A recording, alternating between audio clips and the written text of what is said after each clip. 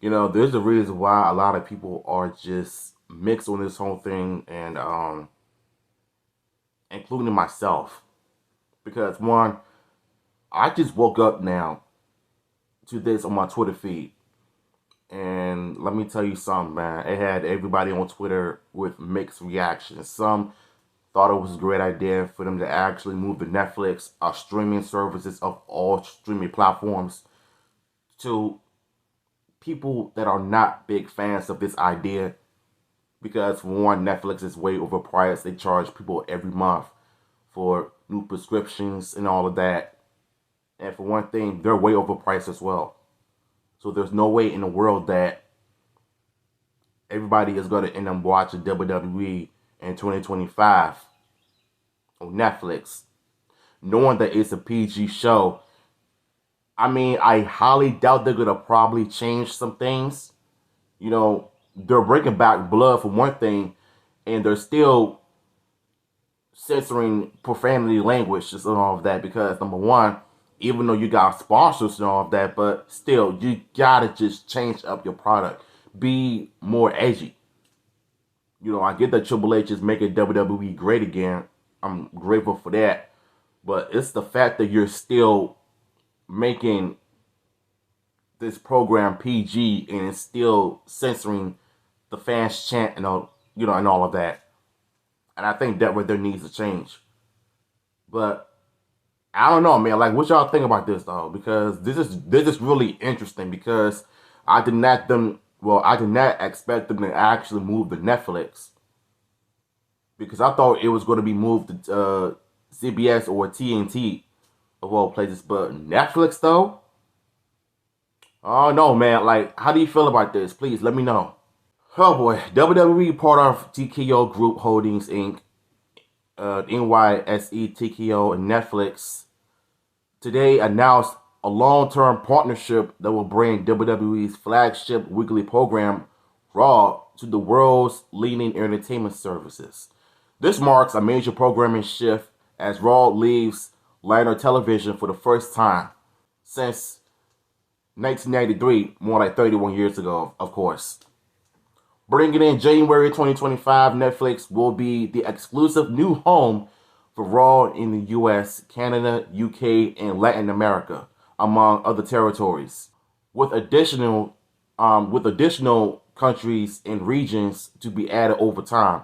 Likewise, as part of the agreement, Netflix will also become the home for all WWE TV shows and specials outside the US as available exclusive to Raw and WWE's other weekly shows, SmackDown and NXT, as well as the company's premium live events, including WrestleMania, SummerSlam, and Royal Rumble. WWE's award-winning documentaries, original series, and forthcoming projects will also be available on Netflix internationally beginning in 2025. Good God Almighty, bruh. Sheesh. I mean, when you think about it, SmackDown will be coming to USA this year. So they're going to be leaving Fox this year and move to SmackDown to USA. And NXT, it's going to be moved to CW. Bruh, I don't know what kind of moves Triple H is doing, but I think he ought to slow down for a bit because this is getting crazy, bruh. Like, I know WWE in the past was not a great show to watch because of Vince McMahon and his crazy nonsense. But I think under Triple H's control, I feel like it's becoming more of a product again. But dag, bruh. Every special documentaries, SmackDown, NXT, well, maybe some older episodes of SmackDown and NXT will be on Netflix exclusively. But the fact that in January 2025, this is crazy. Shoot, I might need to have my cousin to set me up for a Netflix account on my TV just so I could watch WWE. Like, no cap. Jesus Christ, yo. This is big. Like, they got billions of dollars to just make more moves. They're already making moves with 2K24, and now they're making more moves with moving them to Netflix in 2025, starting January. So I think it'll be perfect for them to actually debut WWE Raw on whatever January 1st debut in the WWF 31 years ago. Like, this is interesting. This deal is transformative, and Mark Sharpio, TKO president and CEO, it marries the can't miss WWE product with Netflix extraordinary global reach and locks in significant and predictable economics for many years. Our partnership fundamentally alerts and strengthens the media landscape, dramatically expands the reach of WWE, and brings weekly live appointment viewing to Netflix. Bruh, let me tell you something, bro. Can you imagine every week, every Monday, the viewers are going to end up going up high? Can you even imagine that if they change the whole product? Even though it's a PG show, they can use blood, they can use profanity language. Because when you think about it, kids nowadays, they don't really care about the curse words, the swearing, and all of that, because it comes from their family and it's coming to their entertainment TV shows that they watch. And not only that, they know what this and that mean. So that means that you can cut off that SpongeBob crap out of that, because it's on Netflix now. And Netflix programs usually be more violent, more darker.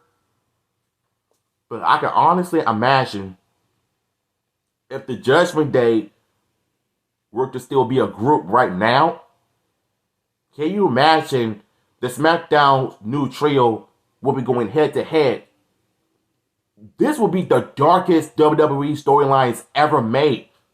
Like, I can picture that happening right now. Now that it's moving to Netflix, they can just do whatever they want. They ain't got to worry about USA telling them what they can and can't use, can and can't do. Vince McMahon is no longer in the program. So Triple H could just wipe his hands clean and just do what he wants to do. I'm here for it. So this is what Bella Bajar says. We are excited to have WWE RAW with its huge and passionate fan base on Netflix, said Netflix Chief Content Officer Bella Bajar.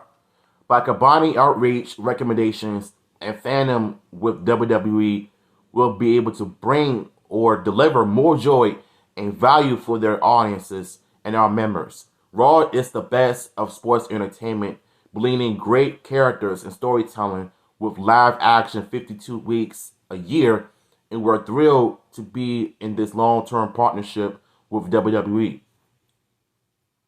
Like I said, bro, this is crazy.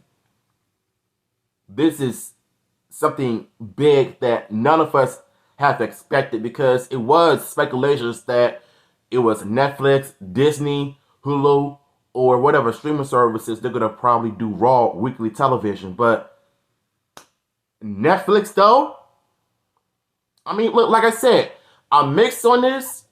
I think it's a good idea because they could just do whatever they want with the program. But then another part of me thinks it's a bad idea because, one, I can't afford Netflix. I have to pay for every, prescription every month because Netflix is way overpriced. So there's no way in the world that I'm going to, spend all of those dollars just to pay for my prescription every month. I can't do it. I don't know, man. We'll have to wait and see how this one plays out. In its related story history, Netflix has engineered a phenomenal track record for storytelling, said Nick Khan, WWE president. We believe Netflix, as one of the world's leading entertainment brands, is the deal long-term home for Raw's live, loyal, and ever-growing fan base. I mean, I agree, though. You know what I'm saying? But if you look at Netflix's Daredevil TV show, I think WWE is going to end up going with that direction. I wouldn't be surprised if Triple H were to announce that this program is no longer going to be PG, a family-friendly brand. I want them to actually change the formula and just make it TV-14. That's the only way you can bring back more older fans that used to watch WWE back in the day when Vince McMahon was still running the company. They no longer watch the program anymore, including myself. But I feel like the way Triple H has been running this program, it brought me back to WWE. It brought me back to watching Raw and SmackDown. So if you go TV 14, it could bring back more wrestling fans.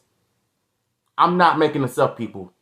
If you do that, another business-wise move, now that you're on Netflix, you don't have to worry about USA with the TV ratings.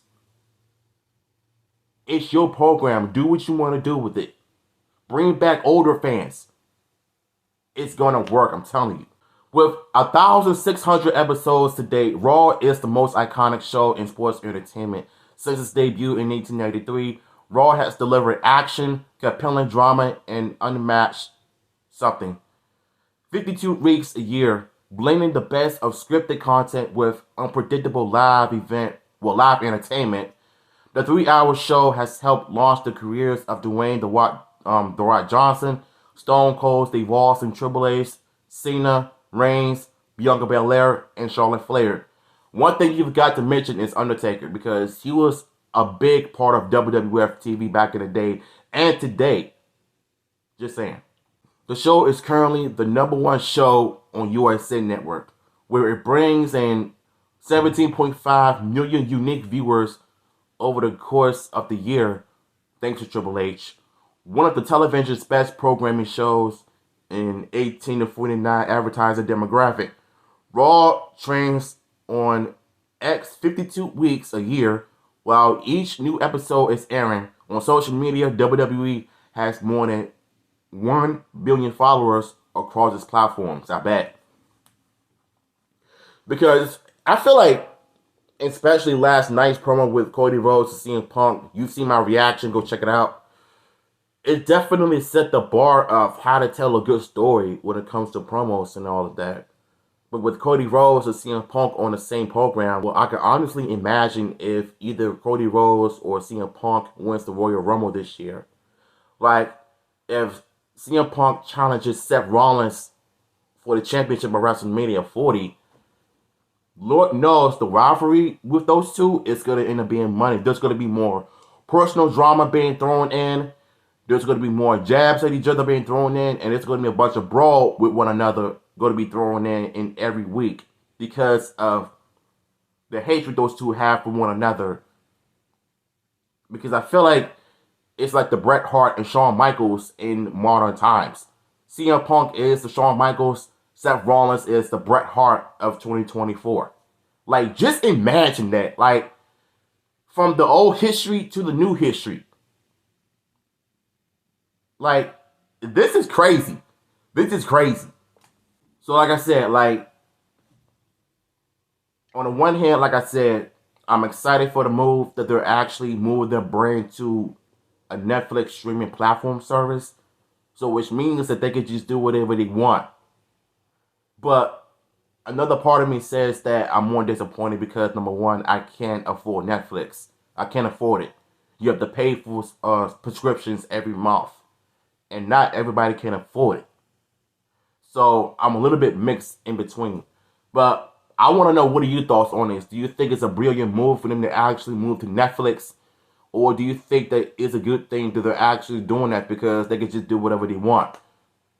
Please, let me know.